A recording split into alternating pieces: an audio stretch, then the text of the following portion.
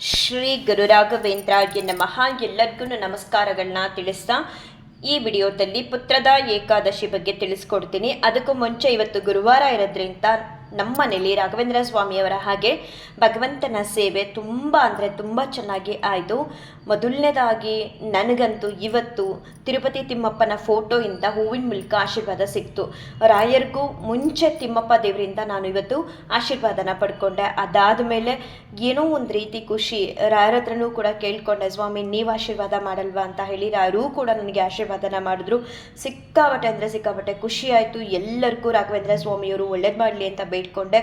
ಎಲ್ಲರಿಗೂ ಕೂಡ ರಾಯರ ಒಂದು ಅನುಗ್ರಹ ಆಶೀರ್ವಾದ ಸಿಗಲಿ, ಎಲ್ಲರಿಗೂ ಕೂಡ ಒಳ್ಳೆಯದಾಗಲಿ.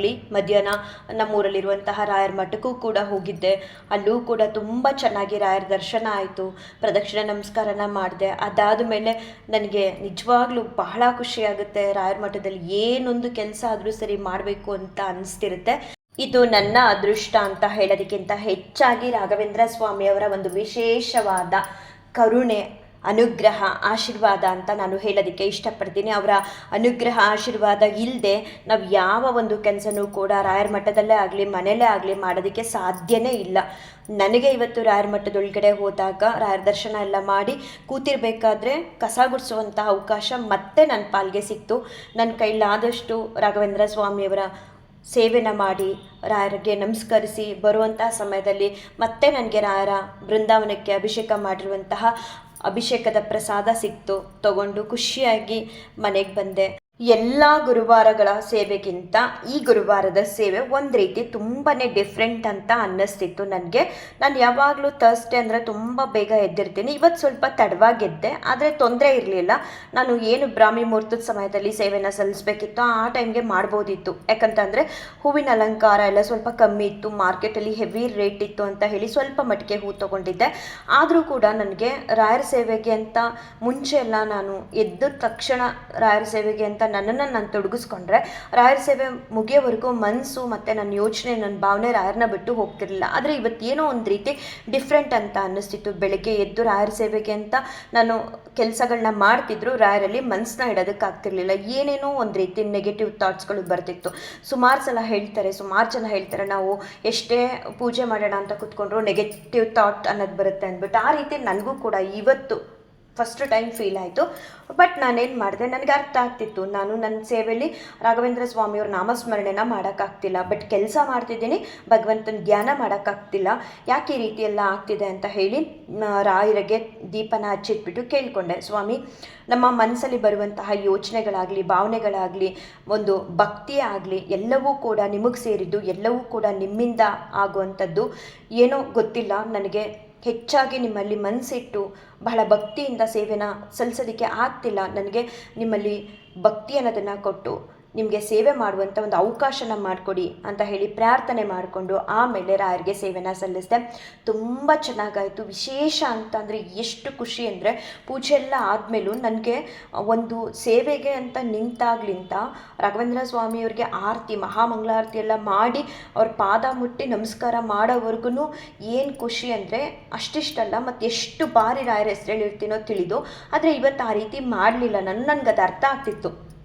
ಅರ್ಥ ಆಗಿ ರಾಯರ ಹತ್ರ ಕೂಡ ನಾನು ಕೇಳಿಕೊಂಡೆ, ನನಗೆ ಭಕ್ತಿ ಕೊಟ್ಟು ನಿಮ್ಮ ಸೇವೆ ಮಾಡೋದಕ್ಕೆ ಅವಕಾಶ ಮಾಡಿಕೊಡಿ ಅಂತ. ಆಮೇಲೆ ನಾನು ಮಾಡಿದೆ, ಅಷ್ಟು ಬಹಳ ಭಕ್ತಿಯಿಂದ ಮಾಡಿದೆ ಅಂತ ಯಾಕೋ ನನಗೆ ಅನ್ನಿಸ್ತಿರ್ಲಿಲ್ಲ. ಅದಾದ ಮೇಲೆ ಪೂಜೆ ಎಲ್ಲ ಮುಗಿದ ಮೇಲೆ ಸ್ವಾಮಿ ಇವತ್ತು ನಾನು ಹೆಚ್ಚಾಗಿ ನಿಮಗೆ ಭಕ್ತಿಯಿಂದ ಸೇವೆ ಸಲ್ಲಿಸೋಕ್ಕಾಗಲಿಲ್ಲ, ನನಗೆ ನೀವು ಆಶೀರ್ವಾದ ಮಾಡೋದು ಡೌಟೆ ಅಂತ ಅನಿಸುತ್ತೆ, ಆದರೂ ಒಂದು ಸಲ ನೋಡಪ್ಪ ನನಗೊಂದು ಆಶೀರ್ವಾದ ಮಾಡಿಬಿಡಿ, ತುಂಬ ಖುಷಿಯಾಗುತ್ತೆ ಅಂತ ನಾನು ಕೇಳಿಕೊಂಡೆ ರಾಯರ ಹತ್ರ. ನಿಜ ಎಷ್ಟು ಖುಷಿ ಆಯಿತು ಅಂದರೆ ಕೇಳೋ ಸ್ವಲ್ಪ ಹೊತ್ತಿಗೂ ಮುಂಚೆ ನಾನು ನೋಡಿರಲಿಲ್ಲ ತಿಮ್ಮಪ್ಪನ ಫೋಟೋಯಿಂದ ಹೂ ಜಾರ್ತಿತ್ತು. ಮತ್ತು ನಾನು ಕೇಳ್ತಾ ಹೀಗೆ ಕತ್ತೆತ್ತಿ ನೋಡ್ತೀನಿ, ತಿಮ್ಮಪ್ಪನ ಮೇಲಿದ್ದಂಥ ಒಂದು ಸೇವಂತಿಗೆ ಹೂ ಮುಂದೆ ಬರ್ತಿದೆ, ಬಟ್ ಕೆಳಗಡೆ ಇನ್ನೂ ಕೊಟ್ಟಿಲ್ಲ ದೇವರು. ನಾನಾಗ ಸ್ವಾಮಿ ನೀವಾದರೂ ನನಗೆ ಆಶೀರ್ವಾದ ಮಾಡ್ತೀರಾ ಅಂತ ಕೇಳಿಕೊಂಡೆ. ಆಮೇಲೆ ಮೊದಲನೇದಾಗಿ ಇವತ್ತು ನಮ್ಮನೆ ಪೂಜೆಯಲ್ಲಿ ಶ್ರೀನಿವಾಸ ದೇವರಿಂದ ಹೂ ಪ್ರಸಾದ ಆಯಿತು. ಅದಾದ ಮೇಲೆ ಮಹಾಮಂಗಳಾರತಿ, ರಾಯರಿಗೆ ಪ್ರದಕ್ಷಿಣೆ ನಮಸ್ಕಾರ, ಸೂರ್ಯ ನಮಸ್ಕಾರ, ತುಳಸಿ ದೇವರಿಗೆ ಅಂದರೆ ತುಳಸಿ ಗಿಡಕ್ಕೆ ನಮಸ್ಕಾರ ಎಲ್ಲ ಮಾಡ್ಕೊಂಡು ಬಂದಮೇಲೆ ನಾನು ಹೇಳಿದೆ, ರಾಯರೇ ನೀವು ನನಗೆ ಕೊಡ್ತೀರಾ, ತಡ ಆದರೂ ಪರವಾಗಿಲ್ಲ, ನಿಮ್ಮ ಆಶೀರ್ವಾದಕ್ಕೋಸ್ಕರ ಕಾಯ್ತಿರ್ತೀನಿ ಅಂತ ಹೇಳಿದ್ದೆ. ನಾನು ತುಳಸಿ ಕಟ್ಟೆಗೆ ನಮಸ್ಕಾರ ಮಾಡ್ಕೊಂಡು ಒಳಗಡೆ ಬರ್ತಿದ್ದೆ, ರಾಘವೇಂದ್ರ ಸ್ವಾಮಿಯವರು ಆಶೀರ್ವಾದ ಮಾಡಿದ್ರು. ಸಿಕ್ಕಾಬಟ್ಟೆ ಖುಷಿ ಆಗುತ್ತೆ. ನನಗಂತೂ ನಾನು ಹೆಚ್ಚು ಭಕ್ತಿಯಿಂದ ಇವತ್ತು ಸೇವೆ ಸಲ್ಲಿಸಲಿಲ್ಲ, ಆದರೆ ತಿಮ್ಮಪ್ಪ ದೇವರಿಂದ ಆಶೀರ್ವಾದನ ಪಡ್ಕೊಂಡೆ, ಹಾಗೆ ರಾಘವೇಂದ್ರ ಸ್ವಾಮಿಯವರಿಂದ ಕೂಡ ಆಶೀರ್ವಾದ ಪಡ್ಕೊಂಡೆ. ನನ್ನ ಮನಸ್ಸಿಗೆ ಹಾಗೆ ಅನ್ನಿಸ್ತಿತ್ತು, ನಾನು ಪ್ರತಿ ಗುರುವಾರ ಎದ್ದು ಏನು ಸೇವೆ ಮಾಡ್ತಿದ್ದೆ ಅದೇ ಸೇವೆ ಮಾಡಿದ್ರು, ಬಟ್ ನನ್ನೊಳಗಡೆ ಏನೋ ನೆಗೆಟಿವ್ ಅನ್ನೋದು ಕಾಡ್ತಿತ್ತು. ನನ್ನನ್ನು ನಾನು ಇನ್ವಾಲ್ವ್ ಮಾಡ್ಕೊಳ್ತಿಲ್ಲ ಸೇವೆಯಲ್ಲಿ ಅಂತೆಲ್ಲ ಅನ್ನಿಸ್ತಿತ್ತು. ಆದರೆ ಆ ಕ್ಷಣಕ್ಕೆ ನಾನು ಮಾಡಿದ್ದಿಷ್ಟೇ, ಸ್ವಾಮಿ ಮುಂದೆ ಕೂತ್ಕೊಂಡು ದೀಪ ಹಚ್ಚಿ ಹೇಳಿದೆ, ಇಲ್ಲ ಈ ಥಾಟ್ಗಳಾಗಲಿ, ಈ ಏನು ನಮ್ಮ ಒಂದು ಭಾವನೆಗಳಾಗಲಿ, ಇವೆಲ್ಲ ಕೂಡ ನಿಮ್ಮಿಂದನೇ ಬರ್ತಿರೋದು, ಇವೆಲ್ಲದಕ್ಕೂ ಕೂಡ ನೀವೇ ಕಾರಣ ಭಗವಂತ, ನನಗೆ ಸೇವೆ ಮಾಡೋದಕ್ಕೆ ಅವಕಾಶ ಮಾಡಿಕೊಡಿ ಅಂದಾಗ ತುಂಬ ಚೆನ್ನಾಗಾಯಿತು. ಭಗವಂತನಿಂದ ಹಾಗೆ ರಾಘವೇಂದ್ರ ಸ್ವಾಮಿಯವರಿಂದ ಕಾಮಧೇನುವಿಂದ ಆಶೀರ್ವಾದ ಕೂಡ ಪಡ್ಕೊಂಡೆ. ಅದಾದಮೇಲೆ ರಾಯರ ಮಠಕ್ಕೆ ಹೋದಾಗಲೂ ಕೂಡ ಅಲ್ಲೂ ಕೂಡ ನನಗೆ ಬೃಂದಾವನದ ಪ್ರಸಾದ ಸಿಕ್ತು. ಏನೋ ಗೊತ್ತಿಲ್ಲ, ಎರಡೆರಡು ಪ್ರಸಾದ ಸಿಕ್ತು. ಸಿಕ್ಕಾಬಟ್ಟೆ ಅಂದರೆ ಸಿಕ್ಕಾಬಟ್ಟೆ ಖುಷಿಯಾಯಿತು. ಈ ಒಂದು ಅನುಭವದಿಂದ ನಾನೇನು ಹೇಳೋದಂದರೆ, ತುಂಬ ಸಲ ನಮ್ಮನ್ನು ನಾವು ರಾಘವೇಂದ್ರ ಸ್ವಾಮಿಯವ್ರ ಸೇವೆಗೆ ಅಂತ ತೊಡಗಿಸ್ಕೊಂಡಾಗ, ಅಥವಾ ಭಕ್ತಿ ಮಾರ್ಗದಲ್ಲಿ ಅಥವಾ ಭಕ್ತಿಯಿಂದ ಭಗವಂತನ ಮುಂದೆ ಕೂತಾಗ ಈ ರೀತಿ ಅಡೆತಡೆಗಳು ಬರುತ್ತೆ. ಮನಸ್ಸಿಂದ ಆಗಲಿ ಅಥವಾ ನಾವು ಮನೇಲಿ ಕೆಲಸ ಮಾಡುವಾಗ ಆಗಲಿ ಏನಾದರೂ ಅಡೆತಡೆಗಳು ಬರುತ್ತೆ. ಅದೆಲ್ಲದಕ್ಕೂ ಭಗವಂತನೇ ಕಾರಣ, ಇದನ್ನು ಸರಿಪಡಿಸಿ ಅಂತ ಕೇಳಿಕೊಂಡು ನಾವು ಮುಂದೆ ಹೋಗಬೇಕು. ಎಷ್ಟೋ ಜನ ಏನು ಮಾಡ್ತಾರೆ, ನನಗೆ ಅದೇನೋ ಇಂಟ್ರೆಸ್ಟೇ ಬರಲ್ಲ, ಅಲ್ಲಿ ಕೂತ್ಕೊಂಡ್ರೆ ದೇವ್ರ ಮುಂದೆ ಬರೀ ನೆಗೆಟಿವ್ ಥಾಟ್ ಬರ್ತಿರುತ್ತೆ ಅಂತ. ನನಗೂ ಕೂಡ ಇವತ್ತು ಮೊದಲನೇ ಬಾರಿ ಆ ರೀತಿ ಆಯಿತು. ಬಟ್ ನಾನು ಮಾಡಿದ್ದು ರಾಘವೇಂದ್ರ ಸ್ವಾಮಿಯವ್ರಿಗೆ ತಿಳಿಸಿದೆ, ಸ್ವಾಮಿ ಯಾವತ್ತೂ ಕೂಡ ನನಗೆ ಈ ರೀತಿ ಆಗಿಲ್ಲ, ಇದೇ ಮೊದಲನೇ ಸಲ ಈ ರೀತಿ ಆಗ್ತಿದೆ, ಮತ್ತೆಲ್ಲದಕ್ಕೂ ಕೂಡ ಕಾರಣ ಭಗವಂತ. ಸೊ ಭಗವಂತನ ಇಚ್ಛೆ ಇಲ್ಲದೆ ಏನೊಂದು ಕೂಡ ಆಗಲ್ಲ ಅಂತ ಹೇಳ್ತಾರಲ್ಲ, ಹಾಗೆ ಏನೋ ನನ್ನ ಮನಸ್ಸಿಗೆ ಈ ರೀತಿ ಎಲ್ಲ ಅನ್ನಿಸ್ತಿದೆ, ನನಗೆ ಭಕ್ತಿನ ಕೊಡಿ, ಸೇವೆ ಮಾಡೋದಕ್ಕೆ ಅವಕಾಶ ಮಾಡಿಕೊಡಿ ಅಂತ ಪ್ರಾರ್ಥನೆ ಮಾಡಿಕೊಂಡೆ. ಆಮೇಲೆಲ್ಲ ಕೂಡ ಸರಿ ಆಯಿತು, ಆಶೀರ್ವಾದ ಕೂಡ ಪಡ್ಕೊಂಡೆ.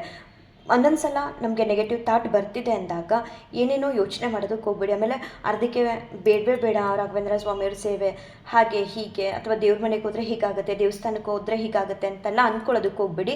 ನಮ್ಮ ಮನಸ್ಸಿನ ಭಾವನೆಗಳಾಗಲಿ, ಯೋಚನೆಗಳಾಗಲಿ, ಈ ನಿರ್ಧಾರಗಳಾಗಲಿ ಎಲ್ಲವನ್ನೂ ಕೂಡ ನಮ್ಮ ಒಳಗಡೆನೇ ಭಗವಂತ ಇದ್ದು ಮಾಡಿಸೋದು. ಸೊ ನಾವು ಆ ರೀತಿ ನೆಗೆಟಿವ್ ಅನ್ನೋದು ಬಂದಾಗ ಜಸ್ಟ್ ಭಗವಂತನ ಮುಂದೆ ಕೂತ್ಕೊಂಡು ಅಥವಾ ರಾಘವೇಂದ್ರ ಸ್ವಾಮಿಯವ್ರ ಮುಂದೆ ಕೂತ್ಕೊಂಡು ನಿಮ್ಗೆ ಏನಾಗ್ತಿದೆ ಅದನ್ನು ಹೇಳ್ಕೊಳ್ಳಿ, ಸರಿಪಡಿಸ್ತಾರೆ ಅನ್ನೋದನ್ನು ಈ ಒಂದು ಅನುಭವದಿಂದ ತಿಳಿಸೋದಕ್ಕೆ ಇಷ್ಟಪಡ್ತೀನಿ. ಆಗಸ್ಟ್ ತಿಂಗಳ ಕೊನೆಯ ಏಕಾದಶಿನ ನಾವು ಶ್ರಾವಣ ಪುತ್ರದ ಏಕಾದಶಿ ಅಂತ ಹೇಳ್ತೀವಿ, ಅಥವಾ ಪುತ್ರದ ಏಕಾದಶಿ ಅಂತ ಹೇಳಿ ಕೂಡ ಹೇಳ್ತೀವಿ. ಈ ಪುತ್ರದ ಏಕಾದಶಿ ಆಗಸ್ಟ್ 23ನೇ ತಾರೀಕು ಭಾನುವಾರ ಬಂದಿದೆ. ಈ ಏಕಾದಶಿನ ನಾವು ಶ್ರೀಮನ್ನಾರಾಯಣನಿಗೆ ಸಮರ್ಪಿತವಾದಂತಹ ಪವಿತ್ರ ವ್ರತ ಎಂದು ಕೂಡ ಪರಿಗಣಿಸ್ತಾರೆ. ಪುರಾಣಗಳ ಪ್ರಕಾರ ಭಕ್ತಿಯಿಂದ ಉಪವಾಸ, ವಿಷ್ಣು ನಾಮಸ್ಮರಣೆ, ಪೂಜೆ ಮತ್ತು ದಾನ ಮಾಡೋದ್ರಿಂದ ಪಾಪಕರ್ಮಗಳ ನಿವಾರಣೆ, ಮನಸ್ಸಿನ ಶುದ್ಧತೆ ಹಾಗೂ ಶ್ರೀಹರಿಯ ಅನುಗ್ರಹ ದೊರೆಯುತ್ತೆ ಅನ್ನೋ ಒಂದು ನಂಬಿಕೆ ಕೂಡ ಇದೆ. ಪುತ್ರದ ಎಂದರೆ ಸಂತಾನ ಪ್ರಾಪ್ತಿಯನ್ನು ನೀಡುವವಳು ಎಂಬ ಅರ್ಥನ ನೀಡುತ್ತೆ. ಅದರಿಂದ ಸಂತಾನಕ್ಕಾಗಿ ಪ್ರಾರ್ಥಿಸುವಂತಹ ದಂಪತಿಗಳು ಈ ವ್ರತನ ಭಕ್ತಿ, ಶ್ರದ್ಧೆ, ನಿಷ್ಠೆಯೊಂದಿಗೆ ಆಚರಣೆ ಮಾಡಿದ್ರೆ ಭಗವಂತನ ಒಂದು ವಿಶೇಷವಾದ ಅನುಗ್ರಹದಿಂದ ಸಂತಾನ ಪ್ರಾಪ್ತಿಯಾಗುತ್ತೆ ಅನ್ನೋ ಒಂದು ನಂಬಿಕೆ ಕೂಡ ಇದೆ. ಇನ್ನು ಪ್ರತಿಯೊಂದು ಏಕಾದಶಿಗಳಿಗೂ ಕೂಡ ಅದರದೇ ಆದಂತಹ ವ್ರತಕತೆ ಅನ್ನೋದು ಇರುತ್ತೆ. ಈ ಪುತ್ರದ ಏಕಾದಶಿಯ ವ್ರತಕತೆ ಏನು ಅಂತ ತಿಳ್ಕೊಳ್ಳೋದಾದರೆ, ಹಿಂದೆ ಸುಕೇತಮಾನ್ ಅಂತ ಹೇಳಿ ಒಬ್ಬ ರಾಜ ಇರ್ತಾನೆ. ಅವನು ಬಹಳನೇ ಧರ್ಮನಿಷ್ಠನಾಗಿರ್ತಾನೆ ಮತ್ತು ತುಂಬ ದೈವಭಕ್ತನಾಗಿರ್ತಾನೆ. ಆದರೆ ಅವನಿಗೆ ಸಂತಾನವಿಲ್ಲದ ಕಾರಣ ಬಹಳ ಚಿಂತೆಗೊಳಗಾಗಿರ್ತಾನೆ. ಒಂದು ದಿನ ರಾಜ್ಯವನ್ನು ಬಿಟ್ಟು ಕಾಡಿಗೆ ಹೋದಾಗ ಅಲ್ಲಿ ಕೆಲವು ಋಷಿಗಳನ್ನ ಭೇಟಿ ಮಾಡ್ತಾನೆ. ರಾಜನು ತನ್ನ ದುಃಖವನ್ನು ಋಷಿಗಳ ಬಳಿ ಹೇಳ್ಕೊಳ್ತಾನೆ. ಆಗ ಋಷಿಗಳು ಅವನಿಗೆ ಹೇಳ್ತಾರೆ, ಶ್ರಾವಣ ಶುಕ್ಲ ಪಕ್ಷದ ಏಕಾದಶಿಯಾದ ಪುತ್ರದ ಏಕಾದಶಿಯ ವ್ರತನ ಭಕ್ತಿಯಿಂದ ಆಚರಿಸು, ಶ್ರೀಹರಿಯನ್ನ ಪೂಜಿಸು ಅಂತ ತಿಳಿಸ್ತಾರೆ. ಆಗ ರಾಜನು ಋಷಿಗಳ ಮಾತಿನಂತೆ ಏಕಾದಶಿ ವ್ರತಾಚರಣೆನ ಆಚರಿಸಿ ಶ್ರೀಮನ್ನಾರಾಯಣನನ್ನು ಭಕ್ತಿಯಿಂದ ಪ್ರಾರ್ಥಿಸ್ತಾರೆ. ಅವನ ಭಕ್ತಿ ಮತ್ತು ವ್ರತದಿಂದ ಸಂತುಷ್ಟನಾದ ಶ್ರೀಹರಿ ಕೂಡ ಅನುಗ್ರಹ ಮಾಡ್ತಾರೆ. ಅವನಿಗೆ ಸಂತಾನ ಪ್ರಾಪ್ತಿ ಕೂಡ ಆಗುತ್ತೆ ಅನ್ನೋದು ಪುರಾಣಗಳಲ್ಲಿ ತಿಳಿಸಿರುವಂತಹ ಒಂದು ವ್ರತಕತೆ ಆಗಿದೆ. ಆದ್ದರಿಂದ ಈ ಏಕಾದಶಿನ ಭಕ್ತಿ ಮತ್ತು ಶ್ರದ್ಧೆ, ನಿಷ್ಠೆಯೊಂದಿಗೆ ಯಾರೆಲ್ಲ ಆಚರಣೆ ಮಾಡ್ತಾರೋ ಅವರಿಗೆ ಶ್ರೀಹರಿಯ ಅನುಗ್ರಹ, ವಿಶೇಷವಾದ ಒಂದು ಕೃಪೆ ಸಿಗುತ್ತೆ. ಮತ್ತು ಯಾರಿಗೆಲ್ಲ ಈ ಸಂತಾನ ಫಲಕ್ಕೋಸ್ಕರ ಈ ಒಂದು ವ್ರತಾಚರಣೆನ ಅತ್ಯಂತ ತುಂಬ ನಿಷ್ಠೆಯಿಂದ ಮಾಡ್ತಾರೋ ಅಂಥವ್ರಿಗೂ ಕೂಡ ಸಂತಾನ ಪ್ರಾಪ್ತಿ ಆಗುತ್ತೆ. ಹಾಗಾಗಿ ಈ ಒಂದು ಏಕಾದಶಿನ ಶ್ರದ್ಧಾ, ಭಕ್ತಿ, ನಿಷ್ಠೆಯೊಂದಿಗೆ ಆಚರಣೆ ಮಾಡಿ ಭಗವಂತನ ಹಾಗೆ ರಾಘವೇಂದ್ರ ಸ್ವಾಮಿಯವರ ವಿಶೇಷವಾದ ಅನುಗ್ರಹ, ಆಶೀರ್ವಾದನ ಪಡ್ಕೊಳ್ಳಿ. ಹಾಗೆ ನನಗೆ ಕಮೆಂಟ್ ಮೂಲಕ ಕೇಳಿದರು, ಮನೇಲಿ ನಾನ್ ವೆಜ್ ಅಡುಗೆ ಮಾಡಿದಾಗ ನಾವು ರಾಯರ ಭಕ್ತರು ಹೇಗೆ 3 ದಿನಗಳ ಕಾಲ ಏಕಾದಶಿ ವ್ರತಾಚರಣೆ ಮಾಡಬೇಕು. ಯಾಕಂತ ಅಂದರೆ ಕೆಲವರು ನಾಸ್ತಿಕರು ಎಷ್ಟು ಹೇಳಿದ್ರು ಕೂಡ ಕೇಳೋದಿಲ್ಲ. ನಾವು 3 ದಿನ ಹೇಗೆ ವ್ರತಾಚರಣೆ ಮಾಡೋದು ಒಂದೇ ಕಡೆ ಇದ್ದು ಅಂತ ಕೇಳಿದರು. ಏನಂದರೆ ಬೇಸರ ಮಾಡ್ಕೊಬೇಡಿ, ಎಷ್ಟು ಹೇಳಿದ್ರು ಕೇಳದೇ ಇದ್ದಾಗ ರಾಘವೇಂದ್ರ ಸ್ವಾಮಿಯವರು ಅವ್ರ ಮನ ಪರಿವರ್ತನೆ ಮಾಡೇ ಮಾಡ್ತಾರೆ. ಅದು 5 ವರ್ಷ ಆಗಲಿ, 3 ವರ್ಷ ಆಗಲಿ, 2 ವರ್ಷ ಆಗಲಿ, 2 ತಿಂಗಳಾಗಲಿ. ನೀವು ಹೇಳ್ತಿದ್ದೀರಲ್ವಾ ಏಕಾದಶಿ ಬರ್ತಿದೆ, 3 ದಿನಕ್ಕೂ ಮುಂಚೆನೇ ಮಾಡಬಾರ್ದು. ಈಗ 3 ದಿನ ಇರುತ್ತೆ, ಏಕಾದಶಿ ಹಿಂದಿನ ದಿನ, ಏಕಾದಶಿ ದಿನ ಮತ್ತು ಮಾರನೇ ದಿನ. ಆದರೆ ಅವ್ರು ಅರ್ಥ ಮಾಡ್ಕೊಳ್ಳಲ್ಲ ಅಂದಾಗ ನೀವೆಷ್ಟು ನೊಂದ್ಕೊಳ್ತೀರಾ. ನಾವು ಹೇಳ್ತಿದ್ರು ಅವ್ರು ಕೇಳ್ತಿಲ್ಲ, ನಮಗೆ ಏಕಾದಶಿ ಆಚರಣೆ ಮಾಡಬೇಕು ಅನ್ನೋ ಒಂದು ಆಸೆ ಇದೆ ಅಂತ ಎಷ್ಟು ಫೀಲ್ ಆಗ್ತಿರೋ ಅದು ರಾಯರಿಗೆ ಅರ್ಥ ಆಗುತ್ತೆ. ಅವರ ಮನ ಪರಿವರ್ತನೆ ಮಾಡ್ತಾರೆ. ಹೇಗೆ ಮಾಡಬೇಕು ಅನ್ನೋದು ರಾಘವೇಂದ್ರ ಸ್ವಾಮಿಯವ್ರಿಗೆ ಗೊತ್ತಿರುತ್ತೆ. ಆದರೆ ಬೇಜಾರು ಮಾಡಿಕೊಳ್ಳದೆ ಹೇಳಷ್ಟು ಹೇಳಿ ಸುಮ್ಮನಾಗ್ಬಿಡಿ. ಮತ್ತೆ ಹೇಳೋದಕ್ಕೆ ಹೋಗಲೇಬೇಡಿ. ಅವ್ರು ಯಾರೇ ಆಗಿರಲಿ, ಇವನ್ನು ನಿಮ್ಮ ಅತ್ತೆ ಮಾವ ಮಕ್ಕಳು ಮರಿ ಯಾರೇ ಆಗಿರಲಿ, ನಿಮ್ಮ ಫ್ಯಾಮಿಲಿ ಮೆಂಬರ್ಸಲ್ಲಿ ನೀವೊಬ್ಬರು ರಾಯರ ಭಕ್ತರಾಗಿ ಏಕಾದಶಿ ಆಚರಣೆ ಮಾಡೋದಕ್ಕೆ ತೊಂದರೆಗಳಾಗ್ತಿದೆ ಹೇಳಿದ್ರು ಕೂಡ ಇದೆಲ್ಲ ರಿಪೀಟ್ ಆಗ್ತಿದೆ ಅಂದಾಗ ಸೈಲೆಂಟಾಗಿ ಇದ್ಬಿಡಿ. ರಾಯರು ಎಲ್ಲವನ್ನು ಕೂಡ ಸರಿ ಮಾಡ್ತಾರೆ. ಆದರೆ ಸೈಲೆಂಟಾಗಿ ಇದ್ಕೊಂಡು ಕೂಡ ಹೇಗೆ ಈ ಒಂದು ಏಕಾದಶಿ ವ್ರತಾಚರಣೆನ ಆಚರಣೆ ಮಾಡೋದು 3 ದಿನಗಳವರೆಗೆ ಅಂತ ಅಂದರೆ ಏನು ಮಾಡೋಕ್ಕಾಗಲ್ಲ. ಈಗ ನಮಗೆ 2-3 ಮನೆಗಳಿದ್ದರೆ ನೀವು ಮಾಡ್ಕೊಳ್ಳಿ, ನಾವು ಬೇರೆ ಮನೆಗೆ ಹೋಗ್ಬೋದು ಅನ್ನೋದು ಹಾಗೆ ಇರ್ತಿತ್ತು. ಆ ರೀತಿ ಇಲ್ಲ ಅಲ್ವಾ. ಸೊ ಅಲ್ಲೇ ಇದ್ಕೊಂಡು ನಾನ್ ವೆಜ್ ಅಡುಗೆ ಮಾಡಿರೋ ಕಡೆ ಹೋಗಲೇಬೇಡಿ. ಮತ್ತು ಆ ಕಡೆ ನೀವು ಸಪ್ರೇಟಾಗಿ ಅಡುಗೆ ಮಾಡ್ಕೊಳ್ಳೋ ಅವಕಾಶ ಇದ್ದರೆ ಮಾಡ್ಕೊಳ್ಳಿ. ಇಲ್ಲ ಅಂತ ಅಂದರೆ ರಾಯರಿಗೆ ಎಲ್ಲ ಕೂಡ ಗೊತ್ತಿರುತ್ತಲ್ವ, ಚಿಂತೆ ಮಾಡಬೇಡಿ. ಸ್ಟವ್ನ ಒರೆಸ್ಕೊಳ್ಳಿ, ನಿಮ್ಗೇನು ಬೇಕು. ಇವಾಗ ಏಕಾದಶಿ ಅಂತ ಅಂದರೆ ಏಕಾದಶಿ ದಿನ ಆಲ್ಮೋಸ್ಟು ಉಪವಾಸದಲ್ಲೇ ಇರ್ತೀರ. ಹಾಲು ಕಾಯಿಸ್ಕೊಂಡು ಕುಡಿಯೋದಿದ್ರೆ ಹಾಲು ಕಾಯಿಸ್ಕೊಂಡು ಕುಡೀರಿ. ಒಂದೇ ಮನೇಲಿ ಇದ್ದು ನಾವು ಸೇವೆ ಸಲ್ಲಿಸಬೇಕು ಅಂತ ಅಂದಾಗ ಹೇಗೆ ಆಗುತ್ತೋ ನಮ್ಮ ಪರಿಸ್ಥಿತಿ ಹಾಗೆ ಅಡ್ಜಸ್ಟ್ ಮಾಡ್ಕೊಂಡು ಹೋಗಬೇಕು. ರಾಘವೇಂದ್ರ ಸ್ವಾಮಿಯವರು ಆ ಮನಸ್ಥಿತಿನ ಕೊಡ್ತಾರೆ. ಹಾಗೆ ನಿಮ್ಗೆ ಎಲ್ಲಿ ತೊಂದರೆ ಆಗ್ತಿದೆ ಅದನ್ನು ಪಡಿಸ್ತಾರೆ. 100ಕ್ಕೆ 100 ಸತ್ಯ. ಸ್ವಲ್ಪ ತಡ ಆಗ್ಬೋದು, ಅವ್ರಿಗೆ ಒಂದಿನ ಅರ್ಥ ಆಗುತ್ತೆ. ಮತ್ತು ಅರ್ಥ ಮಾಡಿಸಿ ಕೂಡ ನಾನ್ ವೆಜ್ ಮಾಡೋದನ್ನು ನಿಲ್ಲಿಸ್ತಾರೆ. ಅಲ್ಲಿವರೆಗೂ ಸ್ವಲ್ಪ ನೀವು ಅವಲಕ್ಕಿ ಮಾಡ್ಕೊಳ್ತೀರಾ, ಉಪ್ಪಿಟ್ಟು ಮಾಡ್ಕೊಳ್ತೀರಾ, ಬೆಳಗ್ಗೆನೇ ಬೇಗ ಎದ್ದು ಸ್ಟವ್ ಒರೆಸಿ ಮಾಡ್ಕೊಳ್ಳಿ. ಅಥವಾ ನೀವು ಮಾಡುವಾಗ ಅಡುಗೆ ಮನೆಗೆ ಹೋಗಿ ಸ್ಟವ್ ಒರೆಸಿ ಮಾಡಿಕೊಂಡು ಸಪ್ರೇಟಾಗಿ ಎತ್ತಿಟ್ಕೊಳ್ಳಿ. ಅವ್ರ ಅಡುಗೆನೇ ಬೇರೆ, ನೀವು ತಿನ್ನುವಂಥ ಅಡುಗೆನೇ ಬೇರೆ, ಆ ರೀತಿ ಮಾಡ್ಕೊಳ್ಳಿ. ಆದಷ್ಟು ಏಕಾದಶಿ ದಿನ ಕೆಲವರು ಉಪವಾಸ ಇರೋದ್ರಿಂದ ಹಣ್ಣು, ಹಾಲು, ನೀರು ಈ ರೀತಿ ಕುಡಿದು ಮಾಡ್ತಾರೆ. ಇನ್ ಕೇಸ್ ಅವಲಕ್ಕಿ ಅಥವಾ ನೀವು ಉಪ್ಪಿಟ್ಟು ಮಾಡ್ಕೋಬೇಕು ಅಂತ ಅಂದಾಗ ಈ ರೀತಿ ಮಾಡ್ಕೊಳ್ಳಿ. ಇನ್ನು ಯಾವಾಗಲೂ ದೇವ್ರ ಮನೆಗೂ ಅಡುಗೆ ಮನೆಗೂ ಗ್ಯಾಪ್ ಇದ್ದರೆ, ಅಂದರೆ ಮೀನ್ಸ್ ಸಪ್ರೇಟ್ ಇದ್ದರೆ, ಇಲ್ಲ ಕೆಲವರಿಗೆ ದೇವ್ರ ಮನೆ ಒಳಗಡೆನೆ ಅಡುಗೆ ಮನೆಯೂ ಮಾಡಿರ್ತಾರೆ, ಅಥವಾ ಅಡುಗೆ ಮನೆ ಒಳಗಡೆನೆ ದೇವ್ರ ಮನೆಯೂ ಕೂಡ ಚಿಕ್ಕದಾಗಿ ಮಾಡಿರ್ತಾರೆ. ಹಾಗಿದ್ರೆ ಏನೂ ಮಾಡೋಕ್ಕಾಗಲ್ಲ. ಮನಸ್ಸಿನ ಶುದ್ಧತೆನ ನೀವು ಕಾಪಾಡ್ಕೊಳ್ಳಿ. ಕೈಕಾಲು ಮುಖ ತೊಳ್ಕೊಳ್ಳಿ, ಬೇರೆ ಬಟ್ಟೆಗಳನ್ನ ಹಾಕ್ಕೊಳ್ಳಿ, ರಾಯರಿಗೆ ದೀಪ ಹಚ್ಚಿ ಬೆಳಿಗ್ಗೆ ಸಂಜೆ. ರಾಯರಿಗೆಲ್ಲ ಕೂಡ ತಿಳಿದಿರುತ್ತೆ. ನಾವು ನೊಂದ್ಕೊಳ್ಳದೆ ಇದ್ದಂಗೆ ನಾನು ಮಾಡ್ತೀನಪ್ಪ, ಇರೋದ್ರಲ್ಲಿ ನಾನು ಮಾಡ್ತೀನಿ ಅಂತ ಹೇಳಿ ಮಾಡಿ. ಮತ್ತು ಹಿಂದಿನ ದಿನ ಏನು ಮಾಡಬೇಕು ಮಾಡಿಬಿಟ್ಟಿರ್ತಾರೆ ಅಂದರೆ ಆಗಲೂ ಅಷ್ಟೇ. ನೀವು ಹಿಂದಿನ ದಿನ ಏಕಾದಶಿ ಅಂತ ಅಂದರೆ ನಾಳೆ ದಶಮಿ ಇರುತ್ತಲ್ವಾ, ಅವತ್ತು ರಾತ್ರಿನೂ ಕೂಡ ನೀವು ಲೈಟಾಗಿ ಹೊರಗಡೆಯಿಂದ ಇಡ್ಲಿನೋ ಮನೇಲಿ ಮಾಡಿಬಿಟ್ಟಿರ್ತಾರೆ ಅಂದರೆ ರವೆ ಇಡ್ಲಿ ಅಥವಾ ಚಪಾತಿ ಈ ರೀತಿ ತರಿಸ್ಕೊಂಡು ತಿನ್ಕೊಳ್ಳಿ. ಒಂದೇ ಕಡೆ ಇರ್ತೀರ, ಏನೂ ಮಾಡೋಕ್ಕಾಗಲ್ಲ, ಅಲ್ಲಲ್ಲೇ ಓಡಾಡ್ತಿರ್ತೀರ, ಆ ಕಡೆ ನೋಡಬೇಡಿ, ಆದಷ್ಟು ಗಮನ ಕೊಡಬೇಡಿ. ಮತ್ತು ಸ್ಮೆಲ್ ಮಾಡೋದಕ್ಕೂ ಕೂಡ ಹೋಗಬೇಡಿ. ರಾಯರ ನಾಮಸ್ಮರಣೆ ಮಾಡ್ತೀರಿ, ಎಂಥದ್ದು ಕೂಡ ಕಷ್ಟ ಅಂತ ಅನಿಸೋದಿಲ್ಲ. ನೀವು ಮತ್ತೆ ಏಕಾದಶಿ ದಿನ ಫ್ರೆಶ್ ಅಪ್ ಆಗಿ ಅವರೆಲ್ಲ ಅಂದರೆ ನಿಮ್ಮ ಮನೇಲಿ ಏಕಾದಶಿ ದಿನ ಕೂಡ ನಾನ್ ವೆಜ್ ಮಾಡ್ತಾರೆ ಅಂದರೆ ಬೇಗನೆ ನಿಮ್ಮ ಕೆಲಸ ಕಾರ್ಯಗಳು ಏನಿದೆ ಭಗವಂತನ ಸೇವೆ, ರಾಘವೇಂದ್ರ ಸ್ವಾಮಿಯವರ ಸೇವೆ ಮಾಡ್ಕೊಳ್ಳಿ. ಅದಾದಮೇಲೆ ಸಂಜೆ ಕೂಡ ಕೈಕಾಲು ಮುಖ ತೊಳ್ಕೊಂಡು ಹೋಗಿ ರಾಯರಿಗೆ ದೀಪನ ಹಚ್ಚಿ ಬನ್ನಿ. ದೇವ್ರ ಮನೆ ಒಂದೇ, ಅಡುಗೆ ಮನೆ ಒಂದೇ ಇದ್ದರೂ ಪರವಾಗಿಲ್ಲ, ಚಿಂತೆ ಮಾಡಬೇಡಿ, ಅದ್ರ ಕಡೆ ಗಮನ ಕೊಡೋಕೆ ಹೋಗಬೇಡಿ. ರಾಯರ ನಾಮಸ್ಮರಣೆನ ಮಾಡಿ ಬನ್ನಿ. ದಶಮಿ ಆಯಿತು, ಏಕಾದಶಿ ಆಯಿತು, ದ್ವಾದಶಿ ದಿನ ಅಕಸ್ಮಾತ್ ಎಷ್ಟು ಹೇಳಿದ್ರು ಕೂಡ ಮಾಡ್ತಾರೆ ನಾನ್ ವೆಜ್ ಅಂದರೆ ಆಗಲೂ ಅಷ್ಟೇ. ಏನಿಲ್ಲ, ಬೇಗ ಎದ್ದು ನಿಮ್ಮ ಕೆಲಸಗಳು ಏನಿದೆ ಅದನ್ನು ಮಾಡ್ಕೊಳ್ಳಿ. ಮತ್ತು ಪ್ರತಿ ಬಾರಿ ದೇವ್ರ ಮನೆಗೆ ಹೋದಾಗ ಕೈಕಾಲು ಮುಖ ತೊಳ್ಕೊಳ್ಳಿ, ಗಂಜಲ ತಂದಿಟ್ಕೊಳ್ಳಿ. ಗಂಜಲನ ನೀವು ಪ್ರೋಕ್ಷಣೆ ಮಾಡ್ಕೊಳ್ಳಿ, ರಾಯರ ಹತ್ರ ಹೋಗಿ ನಮಸ್ಕಾರನ ಮಾಡ್ಕೊಳ್ಳಿ ಬನ್ನಿ. ಎಲ್ಲ ಸಮಸ್ಯೆಗಳಿಗೂ ಒಂದು ಪರಿಹಾರ ಅನ್ನೋದಿರುತ್ತೆ. ಮತ್ತು ಜಾಸ್ತಿ ಚಿಂತೆ ಮಾಡೋದಕ್ಕೆ ಹೋಗಬೇಡಿ.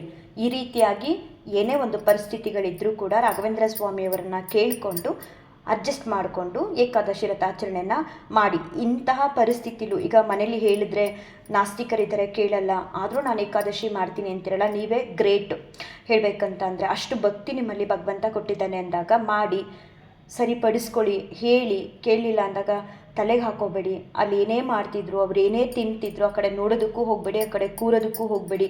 ರಾಯರ ಹತ್ರ ಹೋಗ್ಬೇಕಾ ಒಂದು ಸ್ವಲ್ಪ ಗಂಜಲನ್ನ ಪ್ರೋಕ್ಷಣೆ ಮಾಡ್ಕೊಳ್ಳಿ. ಅಡುಗೆ ಮನೆಗೆ ಹೋಗ್ಬೇಕಾ ಅಲ್ಲಿ ಇಟ್ಬಿಟ್ಟಿರ್ತಾರೆ, ಯಾರ ಕೈಲಾದರೂ ಹೇಳಿ ಎತ್ತಿಡಿಸಿ, ಮುಟ್ಟಕ್ಕೂ ಕೂಡ ಹೋಗಬೇಡಿ. ಎತ್ತಿಡಿಸ್ಬಿಟ್ಟು ಸ್ಟವ್ ಒರೆಸ್ಕೊಂಡು ನಿಮ್ಗೆ ಏನು ಬೇಕೋ ಹಾಲು ಕಾಫಿನೋ ಮಾಡ್ಕೊಳ್ಳಿ, ಕುಡ್ಕೊಳ್ಳಿ. ಹಾಗೆ ಹೇಗಿರುತ್ತೋ ಹಾಗೆ ಭಗವಂತ ಇದೆಲ್ಲ ಕೂಡ ನಾನು ಆಲ್ರೆಡಿ ಹೇಳ್ತೆ ನೋಡಿ, ಒಂದು ಹುಲ್ಕಡ್ಡಿ ಕೂಡ ಭೂಮಿ ಮೇಲಿಂದ ಆ ಕಡೆ ಈ ಕಡೆ ಅಲ್ಗಾಡಬೇಕು ಭೂಮಿ ಮೇಲೆ ಅಂತ ಅಂದರೆ ಅದಕ್ಕೆ ಭಗವಂತನ ಅನುಗ್ರಹ ಇರಬೇಕು, ಅವನ ಇಚ್ಛೆ ಇರಬೇಕು. ಅವನ ಇಚ್ಛೆಯಿಂದನೇ ಎಲ್ಲವೂ ಕೂಡ ನಡೆಯೋದು. ಅವನ ನಿರ್ಧಾರ ಹೇಗಿದೆ ಹಾಗೆ ಎಲ್ಲ ಕೂಡ ಈ ಭೂಮಿ ಮೇಲೆ ಆಗೋದು ಅಂತ. ಸೊ ಈ ಒಂದು ಪರಿಸ್ಥಿತಿನೂ ಕೂಡ ಭಗವಂತನಿಗೆ ತಿಳಿದೇ ನಡೀತಿದೆ. ಇದನ್ನು ಸರಿಪಡಿಸ್ತಾರೆ ಅನ್ನೋ ಒಂದು ನಂಬಿಕೆಯೊಂದಿಗೆ ಮಾಡಿ. ಈ ಏಕಾದಶಿ ದಿನ ನಾನ್ ವೆಜ್ನ ದಯವಿಟ್ಟು ಯಾರು ಹೇಳಿದಾಗ ಅರ್ಥ ಮಾಡಿಕೊಂಡು ಮಾಡೋದನ್ನು ನಿಲ್ಲಿಸಿ. ಅಕಸ್ಮಾತು ಅರ್ಥನೇ ನೀವು ಮಾಡ್ಕೊಳ್ಳಲ್ಲ ಅಂದರೆ ಮನೇಲಿ ಯಾರು ಪಾಪ ಶ್ರದ್ಧಾ ಭಕ್ತಿ ನಿಷ್ಠೆಯಿಂದ ಮಾಡ್ತಾರೆ ಅಂಥವ್ರಿಗೆ ಒಂದು 3 ದಿನ ಅವಕಾಶ ಮಾಡಿಕೊಡಿ. ಅವರೆಲ್ಲ ಅಷ್ಟು ಭಕ್ತಿ ಇರುತ್ತೆ, ಮತ್ತು ಅವ್ರು ಮಾಡೋ ಪುಣ್ಯ ಫಲ ಎಲ್ಲ ನಿಮಗೆ ಸೇರೋದು. ನಿಮ್ಮ ಮನೆಗೋಸ್ಕರ ಅವರು ಏಕಾದಶಿ ವ್ರತಾಚರಣೆ ಎಲ್ಲ ಮಾಡ್ತಿರ್ತಾರೆ, ಅಥವಾ ಅವ್ರಿಗಾಗಿ ಮಾಡ್ತಿರಲ್ಲ. ಅವರು ಒಂದು ಏಕಾದಶಿ ಆಚರಣೆ ಮಾಡಿದ್ರೆ ನಿಮಗೆಲ್ಲರಿಗೂ ಪುಣ್ಯ ಫಲ ಸಿಗುತ್ತೆ, ನಿಮ್ಮೆಲ್ಲರಿಗೂ ಅವರ ಒಂದು ಭಕ್ತಿ ಶ್ರೀರಕ್ಷೆ ಆಗಿ ಇರುತ್ತೆ. ಅಂಥವ್ರಿಗೆ ನೀವು ತೊಂದರೆ ಕೊಟ್ಟರೆ ತುಂಬ ತಪ್ಪು, ಅದು ಅಪರಾಧ ರೀತಿ. ದಯವಿಟ್ಟು ಅರ್ಥ ಮಾಡ್ಕೊಳ್ಳಿ. ಮನೇಲಿ ಯಾರಾದರೂ ಏಕಾದಶಿ ಆಚರಣೆ ಮಾಡ್ತೀವಿ ಅಂತ ಅಂತಾರೋ ಅಂಥವ್ರಿಗೆ ಮಾಡೋದಕ್ಕೆ ಅವಕಾಶ ಮಾಡಿಕೊಟ್ಬಿಡಿ 3 ದಿನ. ಇಲ್ಲ ಏಕಾದಶಿ ದಿನ ಆದರೂ ಮಾಡಿಕೊಡಿ, ಡಿಸ್ಟರ್ಬ್ ಮಾಡಬೇಡಿ. ಮನೇಲಿ ಯಾರೇ ಒಬ್ಬರು ಭಗವಂತನಿಗೆ ತುಂಬ ಹತ್ತಿರವಾಗಿ ಭಗವಂತನ ಸೇವೆಯಲ್ಲಿ ಅವ್ರನ್ನ ತೊಡಗಿಸ್ಕೊಂಡಿರ್ತಾರೋ, ಭಗವಂತನಿಗೆ ಅವರು ಹತ್ತಿರ ಆಗಿರ್ತಾರೋ, ಅವರು ನಿಮ್ಮೆಲ್ಲರಿಗೂ ಒಂದು ರಕ್ಷಾ ಕವಚ ಇದ್ದಂಗೆ. ಅವರು ಮಾಡುವ ಒಂದು ಭಕ್ತಿ ನಿಮ್ಮೆಲ್ಲರನ್ನೂ ಕೂಡ ಯಾವುದೋ ಒಂದು ರೂಪದಲ್ಲಿ ಕಾಪಾಡ್ತಿರುತ್ತೆ. ಅದು ನಿಮಗೆ ಗಮನಕ್ಕೆ ಬಂದಿರಲ್ಲ ಅಷ್ಟೇ.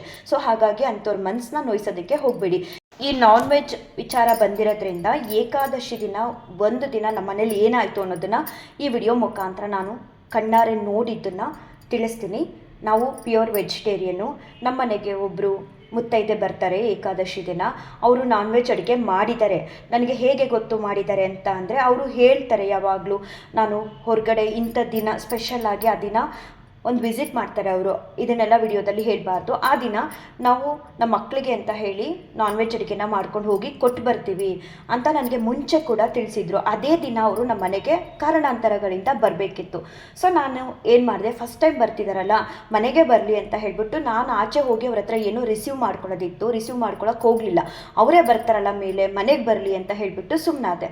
ಪಾಪ ಅವ್ರಿಗೂ ಕೂಡ ರಾಘವೇಂದ್ರ ಸ್ವಾಮಿಯವರ ಮನೆ ಒಳಗಡೆ ನಾವು ನಾನ್ ವೆಜ್ ಅಡುಗೆ ಮಾಡಿ ಬರಬಾರ್ದು, ಅಥವಾ ನಾನ್ ವೆಜ್ ಅಡುಗೆ ಮಾಡಿದ್ದೀನಿ, ತಿಂದಿದ್ದಾರೋ ಏನೋ ನನಗೆ ಗೊತ್ತಿಲ್ಲ, ಬಟ್ ನಾನ್ ವೆಜ್ ಅಡುಗೆ ಮಾತ್ರ 100ಕ್ಕೆ 100 ಭಾಗ ಮಾಡಿದರು. ಯಾಕಂದರೆ ಅವ್ರು ಅಂಥ ದಿನಗಳಲ್ಲಿ ನನಗೆ ಮಾಡ್ತೀನಿ ಅಂತ ಕೂಡ ಹೇಳಿದರು. ಸೊ ಅವ್ರು ಬಂದರು, ನನಗೆ ಏನು ಕೊಡಬೇಕಿತ್ತು ಅದನ್ನು ಕೊಟ್ಟರು. ಆಮೇಲೆ ನಾನು ಕೂಡ ಫಸ್ಟ್ ಟೈಮ್ ಮನೆಗೆ ಬಂದಿದ್ದಾರೆ ಅಂತ ಅವ್ರಿಗೆ ಅರಿಶಿನ ಕುಂಕುಮ ಎಲ್ಲ ಭಾಳ ಪ್ರೀತಿಯಿಂದ ಕೊಟ್ಟೆ. ಒಂದು 10 ನಿಮಿಷ ಅಷ್ಟೇ ಕೂತಿದ್ರು. ಸ್ಕ್ರೀನ್ ಕೂಡ ನಾನು ತೆಗೆದಿದ್ದೆ ರಾಘವೇಂದ್ರ ಸ್ವಾಮಿಯವ್ರದ್ದು. ಅದಾದಮೇಲೆ ಅವರು ರಾಯರಿಗೆ ನಮಸ್ಕಾರ ಕೂಡ ಮಾಡಿಕೊಂಡ್ರು, ಹೋದರು.